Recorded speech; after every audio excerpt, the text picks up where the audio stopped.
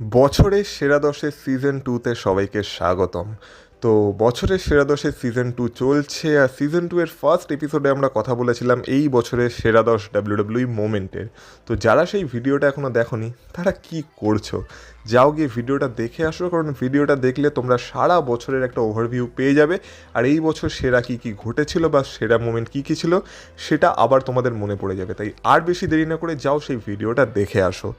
যাই হোক না কেন, সেই ভিডিওতে আমি তোমাদের প্রমিস করেছিলাম যে সিজন 2 যেহেতু চলছে তাই প্রত্যেক রবিবার, প্রত্যেক বুধবার আর প্রত্যেক শুক্রবার এই ডিসেম্বর মাসের বছরের সেরা দশের একটা করে এপিসোড আসবে, আর টোটাল 6খানা এপিসোড আসবে। মানে বছরের শেষ দিন অবধি বছরের সেরা দশের এপিসোড আসতে থাকবে। তারপর 2026 সালে আবার বন্ধ হয়ে যাবে, আবার 2026-এর শেষের দিকে বছরের সেরা দশ কন্টিনিউ হবে। তো সেটা তো তোমরা জানোই। তো এপিসোড 2 এর টপিক কী হতে চলেছে সেটা তো তোমরা থাম্বনেল দেখে বুঝেই গেছো, তো আর সেটা নিয়ে বেশি কথা বলবো না। তো চলো ভিডিওটা শুরু করা যাক, কারণ তোমরা দেখছো wrestle entertainer. So let's start the entertainment.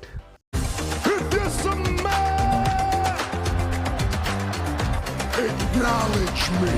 Acknowledge me. You there, sitting at home. Acknowledge me. তো হ্যাঁ, ঠিকই দেখেছো, সিজন 2 এর সেকেন্ড এপিসোড হতে চলেছে বছরের সেরা 10 ডাব্লিউডাব্লিউই রিটার্নস 2025। এবার যেমন আমি প্রত্যেক ভিডিও শুরুতেই বলে দিই যে এই যে বছরের সেরা দশের ভিডিওগুলো আছে, যেমন আজকে হচ্ছে বছরের সেরা 10 রিটার্ন নিয়ে আমি কথা বলবো, এটা পুরোপুরি আমি আমার পার্সোনাল মতামত অনুসারে বানিয়েছি। মানে আমার যেই 10টা রিটার্নকে মনে হয়েছে এই বছরের সেরা 10টা রিটার্ন, আমি সেইগুলোকেই আমার লিস্টে রেখেছি। কিন্তু 10-এর অনেক বেশি রিটার্ন হয়েছে, আর তোমাদের যদি মনে হয়ে থাকে যে না এই রিটার্নটার থেকে ওই রিটার্নটা আমার বেস্ট লেগেছিল আর সেটাও সেরা 10-এর আর কি একটা প্লেস ডিজার্ভ করে 1 থেকে 10-এর মধ্যে, তো অবশ্যই তোমরা সেটাকে রাখতে পারো, সেটা তোমাদের পার্সোনাল লিস্ট হবে। তাই আমার লিস্টের সাথে তোমাদের লিস্ট একদম এক হতে হবে বা তোমাদের একমত হতে হবে এরকম কোনো কথা নেই। এটা আমার যেগুলো মনে হয়েছে সেটা আমি মনে করে আমার লিস্ট বানিয়েছি। তোমরা তোমাদের মতো করে তোমাদের সেরা 10-এর লিস্ট সাজাতেই পারো, আর সেটাকে আমাকে কমেন্ট বক্সে কমেন্ট করে বলতেই পারো। তাই রাগারাগির কোনো কারণ নেই, জাস্ট মজার জন্য ভিডিওটা দেখো। দেখো তোমরা আমার সাথে একমত কি একমত না, তো এইটা মাথায় রেখেই পুরো ভিডিওটা দেখো। তো আশা করি বুঝতে পেরেছো আমি কি বলতে চাইছি। তাই আর বেশি দেরি না করে এবার সোজা চলে আসা যাক নাম্বার 10-এ। আর নাম্বার 10-এ আমি রেখেছি রুসেভের ডাব্লিউডাব্লিউই রিটার্ন, যেটা আমরা দেখতে পেয়েছিলাম র আফটার রেসলমেনিয়াতে। এবার র আফটার রেসলমেনিয়া সবসময় একটা বড় র হতে চলে, মানে রেসলমেনিয়ার পরের যেহেতু ফার্স্ট রয়ের এপিসোড হয় তাই সেই রটাকে অনেক বড় র বলেই কনসিডার করা হয়, আর সেই রতে আমরা প্রত্যেক বছরই একটা না একটা রিটার্ন আশা করেই থাকি। হ্যাঁ, এবার সেটা অন্য ব্যাপার, কোনো বছর রিটার্ন হয় কোনো বছর রিটার্ন হয় না, কিন্তু এই বছরে র আফটার রেসলমেনিয়ার সব থেকে বড় রিটার্ন ছিল রুসেভের রিটার্ন। আমরা জানতাম রুসেভকে ডাব্লিউডাব্লিউ থেকে বের করে দেওয়ার পর রুসেভ এইডাব্লিউতে গেছিলো, কিন্তু এইডাব্লিউতেও তার কেরিয়ার বেশি ভালো চলেনি, আর তারপর যখন সে এইডাব্লিউ থেকে রিলিজ হয়ে গেল তার ডাব্লিউডাব্লিউতে ফেরার রিউমার চলছিল, আর র আফটার রেসলমেনিয়া সেই জায়গাটা হয়ে উঠেছিল যেখানে রুসেভ এসেছিল। আর রুসেভ এসে আলফা একাডেমির ওটিস আর আকিরা তোজাওয়ার উপর অ্যাটাক করে এইটা বুঝিয়ে দিয়েছিল যে সে এবার ডাব্লিউডাব্লিউতে ডমিনেট করতে এসেছে, আর সে একটা হিল ক্যারেক্টারের সাথে ডাব্লিউডাব্লিউতে এসেছিল, তাই তার মধ্যে পোটেনশিয়ালও অনেকটাই দেখা যাচ্ছিল। হ্যাঁ, এবার সেটা অন্য ব্যাপার যে রুসেভের কেরিয়ার হয়তো তারপরে আরও ভালো চলতে পারতো, কিন্তু সেইভাবে রুসেভের গ্রাফ হয়তো অতটা উপরে ওঠেনি। কিন্তু যেহেতু রুসেভ একটা ডাব্লিউডাব্লিউর পূর্ব পরিচিত মুখ ছিল, আর র আফটার রেসলমেনিয়াতে রিটার্নটা হয়েছিল, তাই এই রিটার্নটা আমাদের সবারই মনে থাকবে। তাই এই রিটার্নটাকে আমি আমার লিস্টের নাম্বার 10-এ রেখেছি। নাম্বার 9 আমি যে রিটার্নটাকে রেখেছি সেইটা মনে করার জন্য তোমাদের ফিরে যেতে হবে একদম বছরের শুরুতে, মানে আমি কথা বলছি রয়্যাল রাম্বলের। কারণ ওমেন্স রয়্যাল রাম্বল ম্যাচে আমরা অ্যালেক্সা ব্লিসের রিটার্ন দেখেছিলাম, আর এই রিটার্নটাকে আমি আমার লিস্টের নাম্বার 9 রেখেছি। তার কারণ হচ্ছে রয়্যাল রাম্বলে শার্লেট ফ্লেয়ারেরও রিটার্ন হয়েছিল, কিন্তু সেটাকে আগে থেকেই অ্যানাউন্স করা ছিল, কিন্তু অ্যালেক্সা ব্লিসের রিটার্ন আগে থেকে অ্যানাউন্স করা ছিল না। আর আমরা বেশ কয়েক বছর ধরে অ্যালেক্সা ব্লিসকে ডাব্লিউডাব্লিউতে দেখতে পাচ্ছিলাম না, আর সবাই অধীর আগ্রহে অ্যালেক্সা ব্লিসের জন্য অপেক্ষা করে বসেছিল। আগের বছরের সামার স্ল্যাম থেকে এরকম রিউমার চলছিল যে অ্যালেক্সা ব্লিস ডাব্লিউডাব্লিউতে ফিরতে পারে, কিন্তু তখন অ্যালেক্সা ব্লিস ডাব্লিউডাব্লিউতে ফিরে না, আর ডাব্লিউডাব্লিউ রিটার্নটাকে টানতে টানতে টানতে টানতে পুরো এই বছরের রয়্যাল রাম্বল অব্দি নিয়ে আসে। আর রয়্যাল রাম্বলে যখন অ্যালেক্সা ব্লিসের থিম সং বেজে উঠেছিল তখন ক্রাউড যেইভাবে তাকে চিয়ার করেছিল সেটা দেখেই বোঝা যাচ্ছিল যে সবাই কতদিন ধরে তার অপেক্ষা করছিল। হ্যাঁ, এবার এটা অন্য ব্যাপার যে তারপর সে রয়্যাল রাম্বল থেকে কাইন্ড অফ তাড়াতাড়ি এলিমিনেট হয়ে গেছিলো, আর তার যে ক্যারেক্টারটা আমরা দেখতে পেয়েছিলাম সেটা একটু মিক্স ক্যারেক্টার ছিল, মানে সেটা পুরোপুরি ভূতিয়া ক্যারেক্টারও ছিল না, আবার তার যে নর্মাল ক্যারেক্টার সেটাও ছিল না, দুটোর একটা মিক্স ভার্সন আমরা দেখতে পেয়েছিলাম। আর তাছাড়া বছর শেষ হতে হতে আমরা তার সাথে শার্লেট ফ্লেয়ারের যে বন্ডিংটা দেখলাম, তাদের মধ্যে একটা যে বন্ডিং গড়ে উঠলো, তারা এখন ট্যাগ টিমে কাজ করছে, সেটা দেখতেও আমাদের ভালোই লাগছে। হ্যাঁ, এটা বলতে হবে অ্যালেক্সা ব্লিস হয়তো আগে যতটা উপরে টপ লেভেলের সুপারস্টার ছিল, এই বছর তার গ্রাফ ততটা উপরে উঠতে পারেনি, কিন্তু অ্যালেক্সা ব্লিস সারা বছর ধরে আমাদের এন্টারটেন তো করে গেছে। আর রয়্যাল রাম্বলে তার রিটার্নটাকে তো মনে রাখাই হবে। আর রয়্যাল রাম্বলে সেই মানে যেই পরিমাণে সে চেয়ার পেয়েছিল, সেইটার জন্য সে আমার লিস্টে টপ 10-এ তো থাকা ডিজার্ভ করতোই করতো। তো সেই কারণেই অ্যালেক্সা ব্লিসের রয়্যাল রাম্বল রিটার্নটাকে আমি আমার লিস্টের নাম্বার 9-এ রেখেছি। যদি কথা বলা হয় নাম্বার 8-এর, তো সেখানেও আমি একজন ওমেন সুপারস্টারকে রেখেছি। আর এখানে আমি কথা বলছি জেড কার্গিলের। আর জেড কার্গিল এলিমিনেশন চেম্বারে তার যে রিটার্নটা করেছিল, এই রিটার্নটাকেই আমি আমার লিস্টের নাম্বার 8-এ রেখেছি। কারণ সবার প্রথম কথা, জেড কার্গিল যেভাবে এলিমিনেশন চেম্বারে রিটার্ন করে বিয়াঙ্কা ব্লেয়ার আর নায়োমিকে তো পুরো অবাক করে দিয়েছিল। আর তারপর সে এলিমিনেশন চেম্বারে প্রবেশ করে যেইভাবে নায়োমির উপর অ্যাটাক করেছিল, আর নায়োমিকে এলিমিনেশন চেম্বারে কম্পিটই করতে দেয়নি, আর পরের ভেতর থেকে বিয়াঙ্কা ব্লেয়ার যেইভাবে এক্সপ্রেশন দিচ্ছিল, সেই সব কিছু আমাদের মেমোরিতে থেকে যাবে। আর আগের বছর জেড কার্গিলকে যে অ্যাটাক করেছিল, তার যে মিস্ট্রি অ্যাটাকারের স্টোরি লাইন চলছিল, যে তাকে কে অ্যাটাক করলো সেটা আমরা জানতে পারিনি, কিন্তু এই বছর এসে সেটা রিভিল হয়েছিল যে সেটা নায়োমিই ছিল। আর তারপর নায়োমির হিল টার্ন হয়েছিল, নায়োমির ক্যারেক্টারে একটা হিউজ চেঞ্জ চলে এসেছিল। তো সেটা তো তারপর নায়োমি চ্যাম্পিয়নও হয়ে গেছিলো, তো সেটাকে তো মনে রাখা হবেই। কিন্তু এই সব কিছুই ঘটেছিল জেড কার্গিলের রিটার্নের পর। তাই জেড কার্গিল এলিমিনেশন চেম্বারে রিটার্ন করে তার যে ইম্প্যাক্টটা ক্রিয়েট করেছিল, সেইটার জন্য এই লিস্টে নাম্বার 8-এ আমি জেড কার্গিলের রিটার্নটাকে রেখেছি। আর তারপর তো এখন আমরা দেখতে পাচ্ছি যে জেড কার্গিল বর্তমানে ডাব্লিউডাব্লিউইতে ওমেন্স চ্যাম্পিয়ন হয়েও বসে আছে, আর তার নিজেরও এখন হিল টার্ন হয়ে গেছে। তো জেড কার্গিলের এই বছরটা খুব ভালোই গেছে, কিন্তু এই সব কিছুই শুরু হয়েছিল এই বছরের এলিমিনেশন চেম্বারে জেড কার্গিলের রিটার্নকে দিয়ে। তাই এই রিটার্নটা নাম্বার 8-এ থাকা তো আমার মতে ডিজার্ভ করেই করে। নাম্বার 7-এও আমি একজন ওমেন সুপারস্টারের রিটার্নকে রেখেছি। মানে বুঝতে পারছো তো, এই বছরের লিস্টটা কিন্তু ওমেন্সরা ডমিনেট করতে চলেছে। তার কারণ হচ্ছে এই বছর বহু বড় বড় ওমেন সুপারস্টার রিটার্ন হয়েছিল। যাই হোক না কেন, নাম্বার 7টা আমার খুব কাছের, কারণ আমার ফেভারিট ওমেন সুপারস্টার বেকি লিঞ্চের রিটার্ন, যেটা সে করেছিল রাসেলমেনিয়া 41-এ, সেটাকে আমি রেখেছি নাম্বার 7-এ আমার লিস্টে। তার কারণ হচ্ছে, যেইভাবে আমরা দেখেছিলাম যে লায়রা ভ্যালকাইরিয়া আর বেলি ট্যাগ টিম হিসেবে রাসেলমেনিয়ায় নামার কথা ছিল, কিন্তু রাসেলমেনিয়ার আগেই খবর আসে যে বেলিকে কেউ ব্যাকস্টেজে অ্যাটাক করে দিয়েছে, তারপর বেলি ইনজিওর্ড হয়ে গেছে, বেলি আর রাসেলমেনিয়াতে কম্পিট করতে পারবে না। আর এবার লায়রা ভ্যালকাইরিয়াকে তার একটা ট্যাগ টিম পার্টনার বেছে নিতে হবে। আর সেই ট্যাগ টিম পার্টনার হিসেবে রাসেলমেনিয়াতেই রিটার্ন করেছিল বেকি লিঞ্চ। আর আমরা দেখেছিলাম বেকি লিঞ্চ আর লায়রা ভ্যালকাইরিয়া রাসেলমেনিয়ায় brand new women's tag team চ্যাম্পিয়ন্সও হয়ে গেছিল। আর র আফটার রাসেলমেনিয়াতে যদিও তারা সেই চ্যাম্পিয়নশিপটা আবার হেরে যায়, তারপর আমরা বেকি লিঞ্চের একটা হিল টার্ন দেখি লায়রা ভ্যালকাইরিয়ার উপর। আর তারপর তো লায়রা ভ্যালকাইরিয়া আর বেকি লিঞ্চের ফিউডি প্রায় বছরের অর্ধেকটা সময় ধরে চলেছিল, যেখানে বেকি লিঞ্চ লায়রা ভ্যালকাইরিয়াকে একটা টপ লেভেলের সুপারস্টার হওয়ার মানে একটা পুরো দোরগোড়ায় এসে দাঁড় করিয়ে দিয়েছে। আর এখন আমরা সবাই লায়রা ভ্যালকাইরিয়ার প্রতি কেয়ার করি। তো যাই হোক না কেন, এই সব কিছুই কখনোই সম্ভব হতো না যদি বেকি লিঞ্চ রাসেলমেনিয়ায় রিটার্ন না করতো।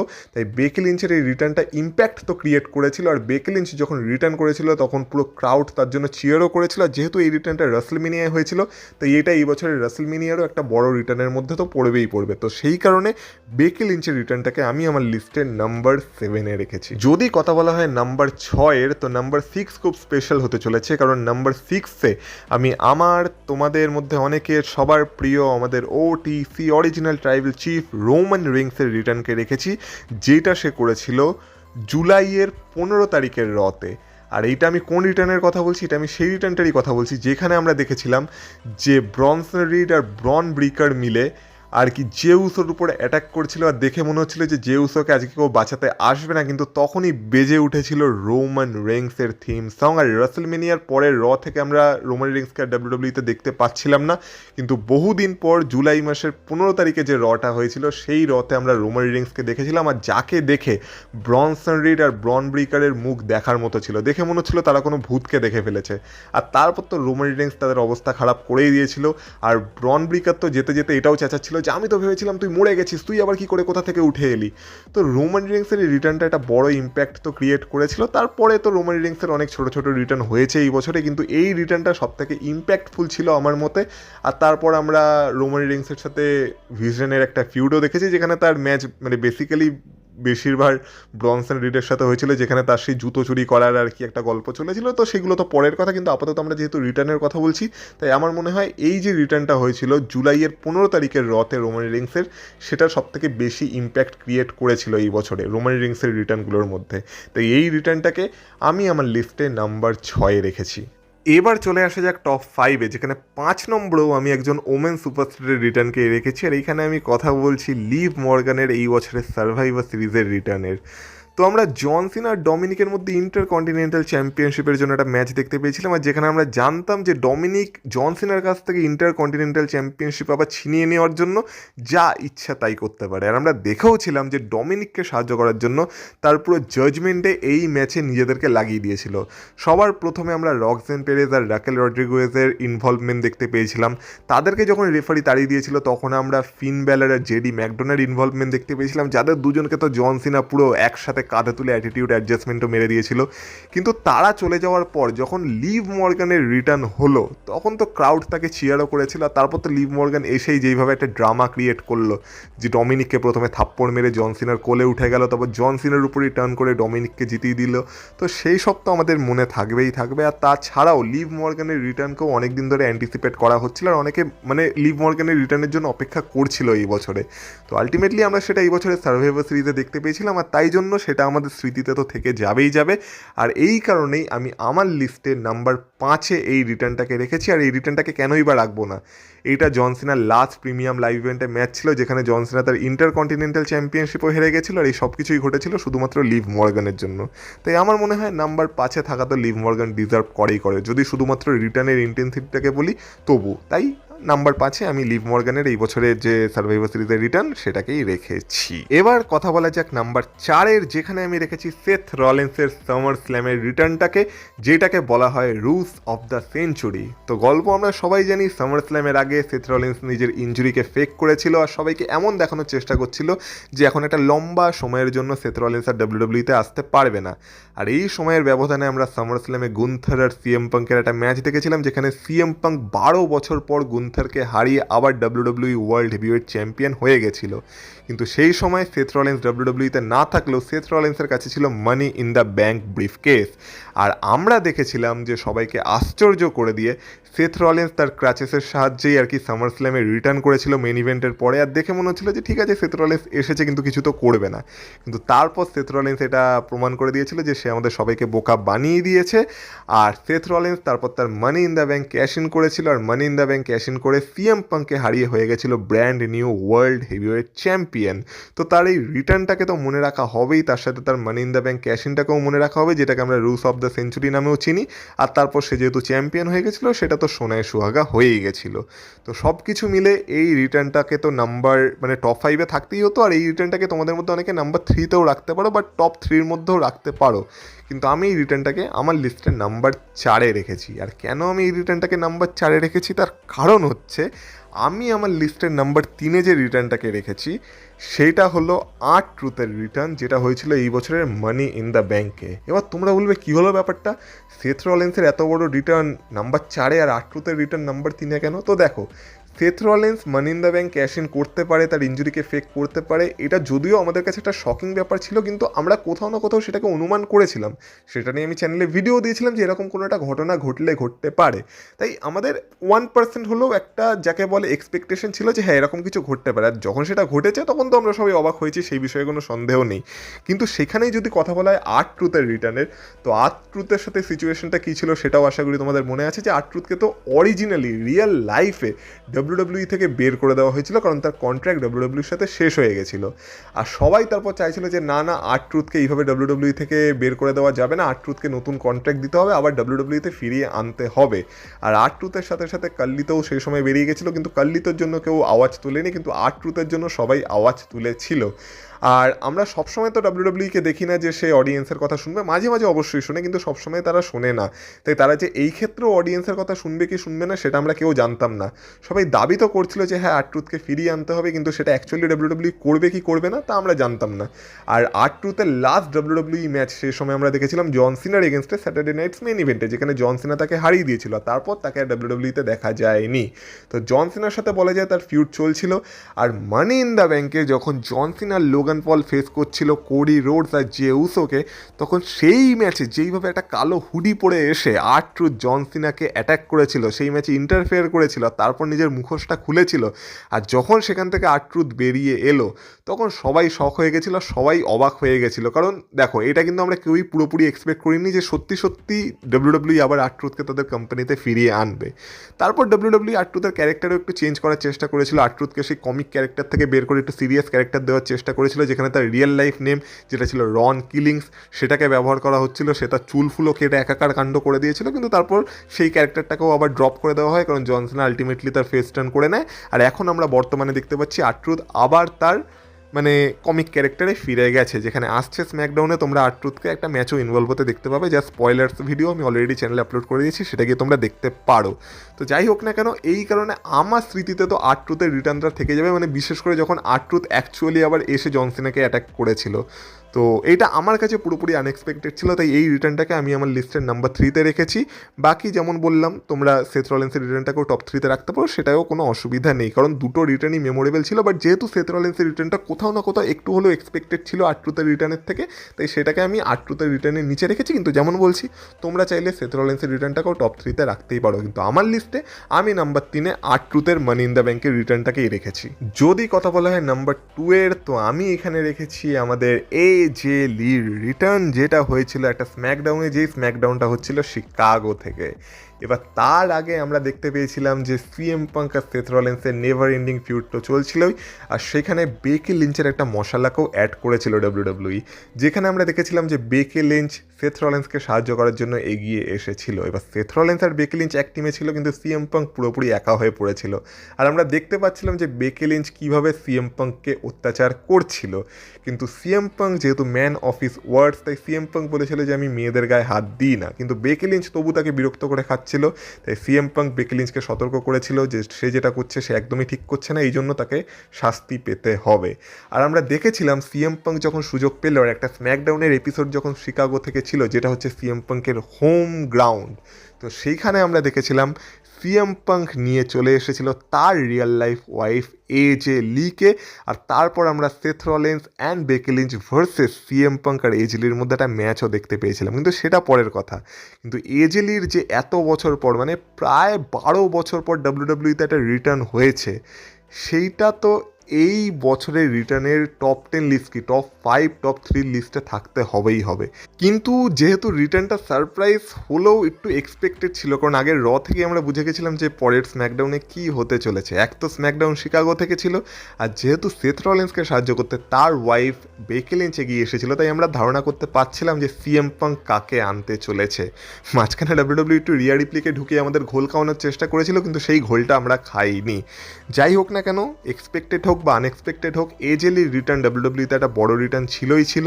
তো সেই কারণে এই রিটার্নটাকে আমি আমার লিস্টের নাম্বার 2-তে রেখেছি। হয়তো নাম্বার 1-এও রাখতে পারতাম, কিন্তু যেমন বললাম একটু এক্সপেক্ট আমরা করে ফেলেছিলাম, তাই সারপ্রাইজিং ফ্যাক্টরটা কোথাও একটু হলেও কমে গেছিলো। কিন্তু যতক্ষণ না ঘটনাটা অ্যাকচুয়ালি ঘটছিল ততক্ষণ তো ঘটনাটা সারপ্রাইজ ছিলই। তো সেই কারণে আমার লিস্টে আমার মনে হয় নাম্বার 2-এর স্পট AJ লির রিটার্ন ডিজার্ভ করে। আর এবার আলটিমেটলি কথা বলা যাক আমার লিস্টের নাম্বার 1 রিটার্নের, বা বলা যেতে পারে আমার চোখে এই বছরের সবথেকে সেরা রিটার্নের, আর সেটা আমি রেখেছি দ্য বিস্ট ইনকার্নেট ব্রক লেসনারের রিটার্ন, যেটা ঘটেছিল এই বছরের সামার স্ল্যামের শেষে।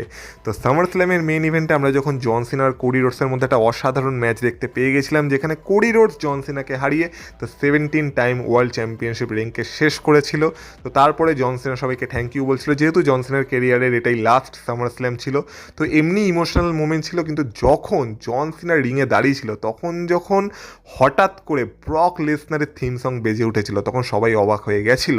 কারণ সত্যি কথা বলতে রিউমার চলুক যাই চলুক না কেন, সেটা তো বহু বছর ধরেই চলছে, কিন্তু ব্রক লেসনারের রিটার্ন এই সময় কেউই এক্সপেক্ট করেনি। কারণ ব্রক লেসনারের উপর যেসব অ্যালিগেশনস লেগেছিল, সেই সব দেখার পর ব্রক লেসনারের রিটার্ন WWE-তে একটু অসম্ভব বলেই মনে হচ্ছিল। কিন্তু যখন সামার স্ল্যামের শেষে ব্রক লেসনারের মিউজিক বেজে উঠলো, তারপর ব্রক লেসনার এলো, জন সিনার ফেস টু ফেস দাঁড়ালো, আর তারপর জন সিনাকে একটা F5ও মেরে দিল। আর এইটা প্রমাণ করে দিল যে ব্রক লেসনার আর কোনো ফেস ব্রক লেসনার হিসেবে আসেনি, এবার ব্রক লেসনার তার বিস্ট মোডকে অ্যাক্টিভেট করেই এসেছে, বিস্ট ইনকার্নেট হিসেবেই এসেছে। আর এবার তার সামনে যে দাঁড়াবে সে পুরো ধুলোয় মিশে যাবে। তো ব্রক লেসনারের এই একটা ডেঞ্জারাস রূপ নিয়ে রিটার্ন, এটাই আমার মনে হয় এই বছরের সবথেকে সেরা রিটার্ন ছিল, কারণ যেমন বললাম অনেকে রিটার্নটা পছন্দ হয়েছে, অনেকে কন্ট্রোভার্সির কারণে রিটার্নটাকে পছন্দ করেনি, কিন্তু যাই হোক না কেন রিটার্নটা আনএক্সপেক্টেড ছিল। কারণ এই মুহূর্তে যে ব্রক লেসনারকে সত্যি ডাব্লিউডাব্লিউ তাদের কোম্পানিতে ফিরিয়ে আনবে এটা আমরা কেউই সেইভাবে কল্পনা করতে পারিনি, কিন্তু অ্যাকচুয়ালি সেই ঘটনাটা ঘটেছে। আর তারপর তো ব্রক লেসনার এতদিনে মানে যে কদিন তার অ্যাপিয়ারেন্স হয়েছে পুরো নিজেকে বিস্ট হিসেবেই প্রমাণ করে রেখেছে। হ্যাঁ সেটা অন্য ব্যাপার, মাঝখানে তার একটু প্যান্ট ছিঁড়ে গেছিলো, সে একবার মানে এন্ট্রি করতে গিয়ে পা পিছলে পড়ে গেছিলো, কিন্তু বাকি সব দিক ওইগুলো একটু ভুলে গেলে ব্রক লেসনার তো ব্রক লেসনারই। তো এই কারণে আমার মনে হয় এইটাই ছিল এই বছরের সবথেকে সেরা আর সবথেকে আনএক্সপেক্টেড রিটার্ন, যেটা দেখে আমরা সবাই শক হয়েছিলাম। তাই আমার লিস্টে ব্রক লেসনারের সামারস্ল্যামের রিটার্নটাকেই আমি নাম্বার 1-এ রেখেছি, বা আমার চোখে এটাই ছিল এই বছরের সবথেকে সেরা রিটার্ন। তাহলে এই ছিল আমার পার্সোনাল ওপিনিয়ন অনুযায়ী এই বছরের সেরা 10 ডাব্লিউডাব্লিউ রিটার্ন, 2025-এর সেরা 10 ডাব্লিউডাব্লিউ রিটার্ন। ভিডিও শুরুতে যেমন বললাম আমার লিস্টের সাথে তোমাদের একমত হতে হবে সেরকম কোনো কথা নেই, যদি হয়ে থাকো সেটা তো খুবই ভালো, সেটা আমাকে কমেন্ট বক্সে কমেন্ট করে জানাতে পারো। যদি না হয়ে থাকো তোমরা তোমাদের পার্সোনাল লিস্ট অবশ্যই কমেন্ট বক্সে কমেন্ট করে আমাকে জানিও, আমি তোমাদের লিস্টটাও দেখতে চাই যে তোমাদের চোখে এই বছরের সেরা 10 রিটার্ন কোনগুলো। আর যদি ভিডিওটা ভালো লেগে থাকে ভিডিওটাতে অবশ্যই এটা লাইক করে দিয়ে যেও, আর এই চ্যানেলে যদি নতুন হয়ে থাকো তো প্লিজ চ্যানেলটাকে সাবস্ক্রাইব করে দিয়ে যেও, আর এই ভিডিওটাকে হাইপও করে দিয়ে যেও। তাহলে নেক্সট এপিসোড আসতে চলেছে এই শুক্রবার, তো সেটার জন্য অপেক্ষা করো। আর তোমাদের সাথে কথা হবে আবার পরের ভিডিওতে, ততক্ষণ তোমরা ভালো থেকো, টাটা।